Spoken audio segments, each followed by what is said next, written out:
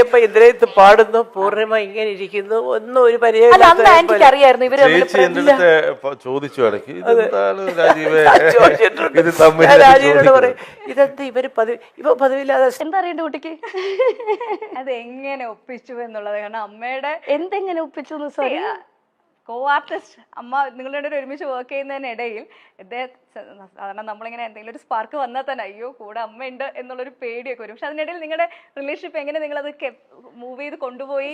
ഒരിക്കലും നമ്മള്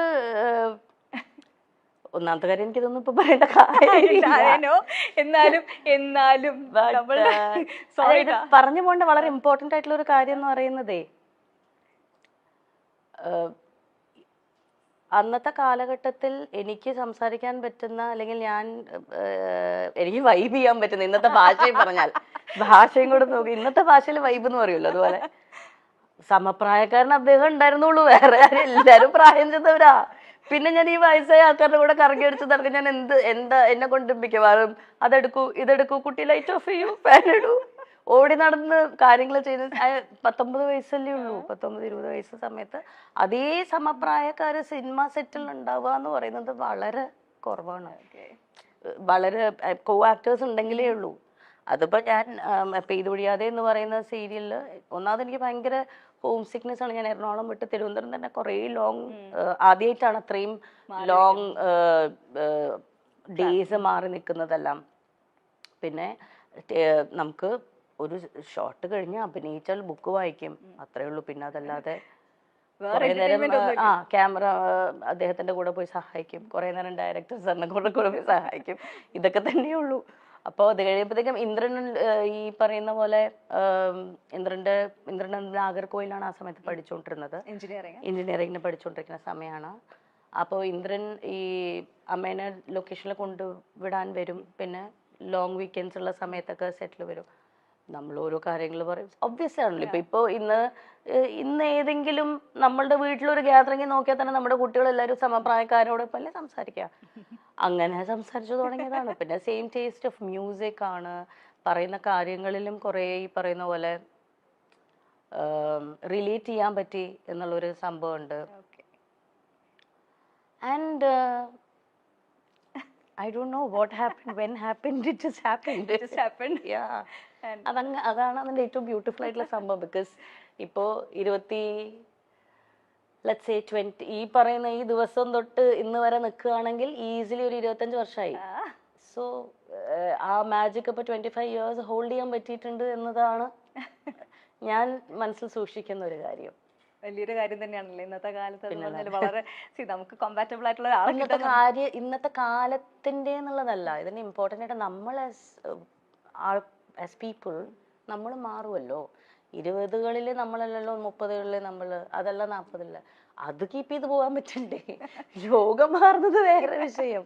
നമ്മളുടെ മാറ്റത്തിനോടൊപ്പം തന്നെ നമ്മളുടെ റിലേഷൻഷിപ്സും ആ ചുറ്റുമുള്ള ആൾക്കാരെയും മാനേജ് ചെയ്തുകൊണ്ട്, അല്ലെങ്കിൽ അത് അങ്ങോട്ടും ഇങ്ങോട്ടും രണ്ടുപേർക്കും കംഫേർട്ട് ആവുന്ന രീതിയിൽ കൊണ്ടുപോകാൻ പറ്റുക എന്ന് പറയുന്നത് അതൊരു ഒരു ആങ്കറാണ്. അപ്പം ഇന്ന് നമ്മളുടെ ഒരു എന്താ പറയുക, ഒരു സോഷ്യൽ മീഡിയയിലേക്ക് എത്തുമ്പോൾ, ഡിജിറ്റൽ മീഡിയയിലേക്ക് എത്തുമ്പോൾ അതിനൊരു കൾച്ചർ കുറച്ച് നല്ല ഡിഫറെൻ്റ് ആണ്. പ്രേക്ഷകർ കാണാൻ ആഗ്രഹിക്കുന്ന എല്ലാ പ്രേക്ഷകരും അല്ല, പല കാര്യങ്ങളും കാണാൻ ആഗ്രഹിക്കുന്ന പ്രേക്ഷകരുണ്ട്. അമ്മയെ തല്ലിയാലും രണ്ടുണ്ട് പക്ഷം എന്ന് പറയുന്നത്. ഇപ്പൊ ഞാൻ ചില സമയത്ത് എനിക്ക് പേഴ്സണലി വലിയ ഇൻട്രസ്റ്റ് ഉണ്ടാവില്ല ഇങ്ങനെ ഒരു കാര്യം ചോദിക്കാനായിട്ട്, പക്ഷെ എന്റെ ജോലിയുടെ ഭാഗമായിട്ട് ചിലപ്പോൾ ഞാൻ ചോദിക്കുകയും ചെയ്യും.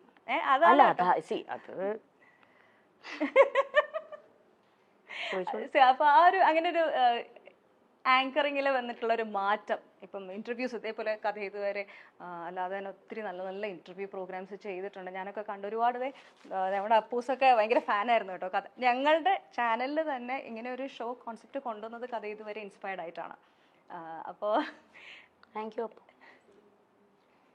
അപ്പോൾ ഈ ഒരു മാറ്റം ഇപ്പം ഞാനിത് പറയാൻ കാരണം മല്ലികാമ്മേനെ ഏത് ഇന്റർവ്യൂവിൽ കണ്ടാലും ബേസിക് ആയിട്ട് ചോദിക്കുന്ന ഒരു കാര്യമാണ് മരുമക്കളെ പറ്റിയിട്ട്. അപ്പം എന്തെങ്കിലുമൊക്കെ പോയി പറയുകയും ചെയ്യും. അത് കിട്ടാൻ വേണ്ടിയിട്ട് നമ്മൾ എന്തെങ്കിലും ഒരു സാധനം ഇട്ട് കൊടുക്കും. അത് നിങ്ങൾ ചിരിക്കൊന്നും വേണ്ട, അമ്മ നല്ല മിടിക്കുക. അമ്മയ്ക്ക് അറിയാം നിങ്ങൾക്ക് എന്താ വേണ്ടെന്ന്. അതുകൊണ്ടാണല്ലോ നിങ്ങൾ പിന്നെ ചോദിക്കുന്നേ. നിങ്ങൾക്ക് ആവശ്യമുള്ള സാധനം അമ്മ തരുന്നുണ്ടല്ലോ. അത്ര അറിഞ്ഞാൽ മതി എനിക്ക്. സോഷ്യൽ മീഡിയയിൽ എന്താണ് ട്രെൻഡ്, എന്താണ് പ്രേക്ഷകന് വേണ്ടത്, എന്താണ് ചാനലിന് വേണ്ടതെന്ന് കൃത്യമായി അറിയുന്ന വേറൊരു വ്യക്തി ഉണ്ടോ എന്ന് എനിക്ക് ഇപ്പോഴും സംശയം. അമ്മയുടെ ഞാനെപ്പോഴും അത് പല ഇന്റർവ്യൂസിലും ഞാനത് പറഞ്ഞിട്ടുണ്ട്. അമ്മയുടെ പ്രായത്തിൽ അത്രയും റെലവെന്റ് ആയിട്ട് നിൽക്കാൻ പറ്റുക എന്ന് പറയുന്നത് ഭയങ്കര ഡിഫിക്കൽട്ടായിട്ടുള്ള ഒരു കാര്യം തന്നെയാണ്. അത് ഇന്നത്തെ ജനതയ്ക്ക് എന്താണ് ഇഷ്ടം, അല്ലെങ്കിൽ ഇന്നത്തെ ജനതയ്ക്ക് റിലേറ്റ് ചെയ്യാൻ പറ്റുന്ന രീതിയിലുള്ള കാര്യങ്ങൾ സംസാരിക്കുകയും അവർക്ക് മനസ്സിലാവുന്ന രീതിയിൽ അത് എക്സ്പ്രസ് ചെയ്യാൻ പറ്റുക എന്ന് പറയുന്നത് ഭയങ്കര ഇമ്പോർട്ടൻ്റ് അല്ലേ. അപ്പം അമ്മ അതിൽ മിടിക്കുകയാണ്. ഞങ്ങളുടെ ചാനലിൽ തന്നെ വന്ന പ്രോഗ്രാമിൽ വന്നൊരു വേറൊരു സാധനം കൂടി ഞാൻ കാണിച്ചു തരാം കേട്ടോ. അമ്മയുടെ ആൻസർ പറഞ്ഞു, ഇത് കേട്ടിട്ട് മരുമക്കളുടെ റെസ്പോൺസ് നമ്മൾ ഇതിൻ്റെ ഒരു റിയാക്ഷൻ ആക്ച്വലി വേറെ വന്നിട്ടുണ്ടായിരുന്നു. ഇത് ട്രോളാണ് കേട്ടോ, ഞങ്ങൾ ചാനലുകാർക്കുള്ള ട്രോൾ. കുറച്ച് ഫ്രഷ് ക്വസ്റ്റ്യൻ എടുക്കട്ടെ. മല്ലികാന്റിക്ക് ഏറ്റവും ഇഷ്ടമുള്ള മരുമോൾ സുപ്രിയാണോ പൂർണിമയാണോ? ഇന്ദ്രജിത്താണോ പൃഥ്വിരാജാണോ മല്ലികാന്റിക്ക് ഏറ്റവും ഇഷ്ടം? അടുത്തത് റാപ്പിഡ് ഫയർ ആണ്. 3 ആളുടെ പേര് പറയാം, അതിൽ ഒരാളുടെ പേര് മല്ലികാന്റി പറഞ്ഞേ പറ്റുള്ളൂ. മല്ലികാന്റിക്ക് ഏറ്റവും ഇഷ്ടമുള്ള പേരക്കുട്ടികൾ ഇവരിൽ ആരാണ്? അലങ്കൃത, പ്രാർത്ഥന, നക്ഷത്ര. ഇഷ്ടമില്ലാത്തത് പറയാട്ടാ. ഏറ്റവും സെൽഫിഷായ മരുമോൾ സുപ്രിയാണോ പൂർണിമയാണോ?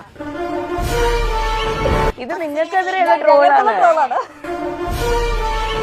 മല്ലികാന്റി പോലെ ഒരു ഫ്രഷ് ക്വസ്റ്റ്യൻ കൂടി ഉണ്ട്. ഇന്ദ്രനാണോ പൃഥ്വിയാണോ? നല്ല മക്കൾ ഇവരാരാണ്? ഇതിന്റെ വേറെ സംഭവം ഒറിജിനൽ സാധനം ഞങ്ങളുടെ ചാനലില് മല്ലികാമ്മയുടെ ഷോ വന്നപ്പം വന്ന ക്വസ്റ്റ്യൻ ഓഡിയൻസിന്റെ ഇടയിൽ നിന്ന് വന്നതാണ്. ചെറുതായിട്ടെങ്കിലും ഒരു അമ്മായിയമ്മ മരുമകൾ പോരുണ്ടെങ്കിൽ ആ പോരെടുക്കുന്ന ആരെടുത്തായിരിക്കും? സുപ്രിയ. എനിക്കത് ഇഷ്ടമേ അല്ല. ഞാൻ എന്നെ കിട്ടത്തില്ല പോരിന്. ഞാൻ ഇവരുടെ കൂടെ താമസിക്കത്തില്ലല്ലോ. പിന്നെ പോരെടുക്കാൻ ഇതെങ്ങനെ പോരെടുക്കുന്നത്? ഞാൻ നിൽക്കത്തില്ല. ഞാൻ വേറെ അത് പറയാൻ മക്കൾക്ക് വലിയ പരാതിയാ കൂടെ ശ്രദ്ധിക്കാതെ. അതല്ല, അതുകൊണ്ടാണ് ഈ സ്നേഹം. നമ്മൾ കൂടെ കിടന്ന് വരവയാ തീർന്ന കാര്യം അതോടുകൂടി തീർന്നു. അല്ല, എന്നാൽ ഒരു ഇച്ചിരി മല്ലികാന്റിക്ക് ഒന്ന് ഇവളെ ഒന്ന് സൂക്ഷിക്കുന്നതാണ് നല്ലതെന്ന് തോന്നിയത് ഇവരിൽ ആരെയാണ്? നിങ്ങൾക്കിത് എന്താണ് എന്തറിഞ്ഞാലാണ് നിങ്ങൾക്ക് സന്തോഷാവുക? എനിക്കതറിയാം. ഏത് ഉത്തരം കിട്ടിയാലാണ് നിങ്ങൾക്ക് സന്തോഷാവുക? എന്താ നിങ്ങൾ കേൾക്കാൻ ആഗ്രഹിക്കുന്നത്? ഇത് കേൾക്കുമ്പോ എന്താ തോന്നുന്നു ശരിക്കും? ഇല്ല, എനിക്ക് അങ്ങോട്ടാ ചോദിക്കാനുള്ളത്. നിങ്ങൾ ചോദിക്കുന്ന ചോദ്യങ്ങൾക്ക് അതനുസരിച്ച് ഉത്തരം തരാലോ എന്ന് വെച്ചിട്ട് ചോദിക്കണം കേട്ടോ. എന്ത് കേട്ടാലാണ് നിങ്ങൾക്ക് കൂടുതൽ സന്തോഷം? സത്യം പറയല്ലോ, എനിക്ക് അറിയത്തില്ല. ഞാൻ ഈ ക്വസ്റ്റ്യന്റെ ആളല്ല, സത്യസന്ധമായിട്ട് പറയുവാണെങ്കിൽ. ഈ ഇന്റർവ്യൂസ് ഞാനിപ്പോ സിനിമ കുറെ ഇന്റർവ്യൂസ് ചെയ്യണ്ടല്ലോ. ഇത് ഒരു മാറ്റമാണ് ആക്ച്വലി, സമയത്തിനനുസരിച്ചിട്ടുള്ള മാറ്റമാണ്. ഇങ്ങനെ വളരെ പേഴ്സണൽ ആയിട്ടുള്ള ഇറലവെന്റ് ആയിട്ടുള്ള ക്വസ്റ്റ്യൻസ് തന്നെ ഞാൻ പറയും. പക്ഷെ ഇങ്ങനത്തെ ക്വസ്റ്റ്യൻസിലേക്ക് ആങ്കർ ചോദിക്കുന്നതിനെ പറ്റി ആ ഒരു ജോലിയിൽ ഇരുന്ന ഒരാളാണ് അല്ലെങ്കിൽ ചെയ്യുന്ന ഒരാളാണ്.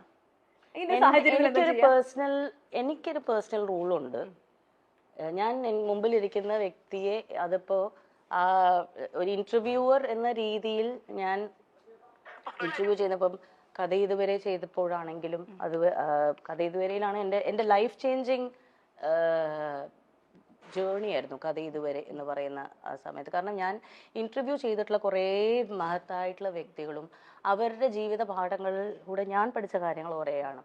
കാരണം ഞാൻ അവരെ മുമ്പിൽ ഇരുത്തുന്നതിന് മുന്നേ കുറേ അവരെക്കുറിച്ച് പഠിച്ചിട്ടാണ് അവിടെ ഇരിക്കുന്നത്. ഒരു പ്രോപ്പർ ഹോംവർക്ക് ചെയ്ത് ഒരാഴ്ചയോളം അവരുമായി മാനസികമായി സഞ്ചരിച്ചിട്ടാണ് നമ്മൾ ഒരു ഇന്റർവ്യൂവിന് അവരെ കൊണ്ടിരുത്തുന്നത്. ആ സമയത്ത് എനിക്ക് ആ മുമ്പിലിരിക്കുന്ന വ്യക്തിക്ക് ഏറ്റവും ഉചിതമായിട്ടുള്ള അദ്ദേഹം അവിടെ ഇരിക്കുമ്പോൾ അദ്ദേഹത്തിൻ്റെ മനസ്സിൽ ഓർത്ത് വെക്കാൻ പറ്റുന്ന സന്തോഷം, അല്ലെങ്കിൽ അദ്ദേഹത്തിന് സന്തോഷം കൊടുക്കുന്ന കുറച്ച് നിമിഷങ്ങൾ മനസ്സിൽ കൊടുക്കണം എന്നത് മാത്രമേ ഞാൻ വിചാരിക്കാറുള്ളൂ. എൻ്റെ ഇന്റർവ്യൂവിനെ കുറിച്ച് ആലോചിക്കുമ്പോൾ മുമ്പിലിരിക്കുന്ന വ്യക്തിക്ക് ഒരു സന്തോഷവും സമാധാനം ഉണ്ടാവണം. ഞാൻ എൻ്റെ ഏറ്റവും ട്രൂ സെൽഫായിരുന്നു അവിടെ, അല്ലെങ്കിൽ എനിക്ക് എൻ്റെ മെമ്മറബിൾ മൊമെൻ്റ് ആയിരുന്നു ഞാൻ ഈ ഇന്റർവ്യൂവിൽ സ്പെൻഡ് ചെയ്യാൻ പറ്റിയത് എന്ന ആ ഒരു ഹോസ്റ്റിന് ആ ഒരു ഗസ്റ്റിന് ഫീൽ ചെയ്യിപ്പിക്കാനുള്ള രീതിയിലുള്ള ഇന്റർവ്യൂസേ ഞാൻ പ്ലാൻ ചെയ്യാറുള്ളൂ. ഒരിക്കലും മുമ്പിലിരിക്കുന്ന വ്യക്തിയെ ഡിസ്റെസ്പെക്ട്ഫുൾ ആയിട്ട് അവർക്ക് അൺകംഫർട്ടബിൾ ആയിട്ടുള്ള രീതിയിൽ ചോദിക്കരുത് എന്ന് തന്നെ എനിക്കൊരു പേഴ്സണൽ ആയിട്ടുള്ള അതെൻ്റെ പേഴ്സണൽ സംഭവമാണ്. റൂൾ ബുക്കിൽ പ്രധാനമായി വരുന്ന ഒരു കാര്യമാണ്. അതുകൊണ്ട് തന്നെയാണ് ഞാൻ അധികം ഇന്റർവ്യൂസും ചെയ്യാത്തത്. കാരണം ആരെയും ഞാൻ കുറ്റം പറയുകയല്ല, കംഫർട്ട് ലെവൽ ഭയങ്കര ഇമ്പോർട്ടൻ്റ് ആണല്ലോ. ഇപ്പം ചോദിക്കുന്ന ചോദ്യങ്ങൾക്ക് കംഫർട്ടായിട്ടുള്ളവർ ആൻസർ പറയും, ചിലവർക്ക് അത് അൺകംഫർട്ടബിൾ ആണ്, അവരത് പറയില്ല. പക്ഷെ ഇന്റർവ്യൂവിനെ സംബന്ധിച്ചിടത്തോളം നിങ്ങൾക്ക് അത് പറ്റില്ല. നിങ്ങൾക്ക് ഒരു സർട്ടൻ കോളം ബുക്ക് ഉണ്ട്, അത് ടിക്ക് ചെയ്തേ പറ്റുള്ളൂ അല്ലേ. എനിക്ക് അങ്ങനെ ആരില്ല. ഞാൻ ചെയ്തിരുന്ന ഷോയിൽ എനിക്ക് പേഴ്സണൽ ആയിട്ടുള്ള ഒരു സ്വന്തമായി പറയാറുണ്ട് ഞാൻ ഇന്ന കാര്യങ്ങൾ ചെയ്യില്ല, ഞാൻ ഇന്ന രീതിയിലേ ചെയ്യുള്ളൂ എന്ന് എനിക്കതേ സ്വന്തമായി തന്നെ. പറ്റുള്ളൂ. എനിക്കതേ പറ്റുള്ളൂ. കാരണം എനിക്ക് ഒരാൾ അൺകംഫർട്ടബിൾ ആക്കാൻ പറ്റില്ല.